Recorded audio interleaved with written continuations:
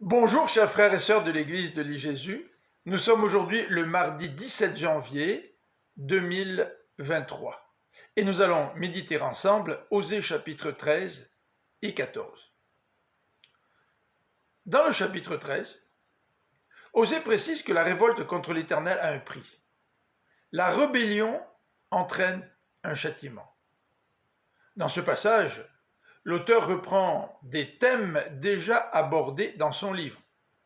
Quand Israël s'est installé dans le pays promis, il s'est rassasié. Il est devenu prospère. Et c'est alors que l'orgueil l'a saisi et qu'il a oublié l'Éternel et s'est tourné vers les idoles. Voilà la raison pour laquelle l'Éternel le détruira. Le verset 3 présente 4 images pour illustrer le sort qui attend le peuple.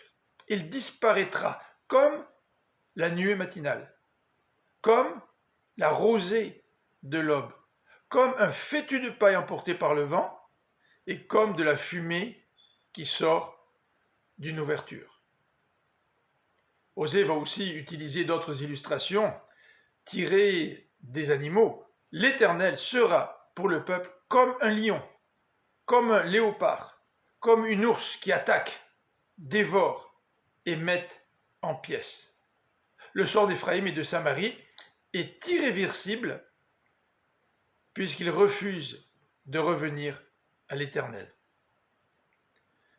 Au chapitre 14, Osée va conclure son ouvrage par un nouvel appel à revenir à l'Éternel, à le supplier pour obtenir son pardon, à lui offrir des sacrifices. C'est un appel à une repentance authentique. Versets 2 à 4.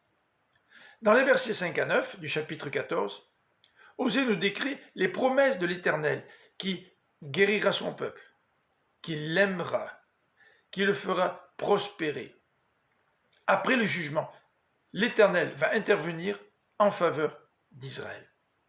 Au verset 16, en conclusion, Osée lance un appel aux justes qui vont tenir compte de son message, contrairement aux rebelles, pour qui les voies droites de l'Éternel sont une occasion de chute.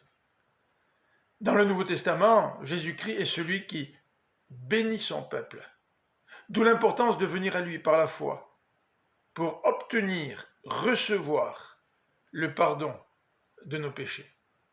Je vous souhaite une bonne fin de journée, que le Seigneur vous bénisse.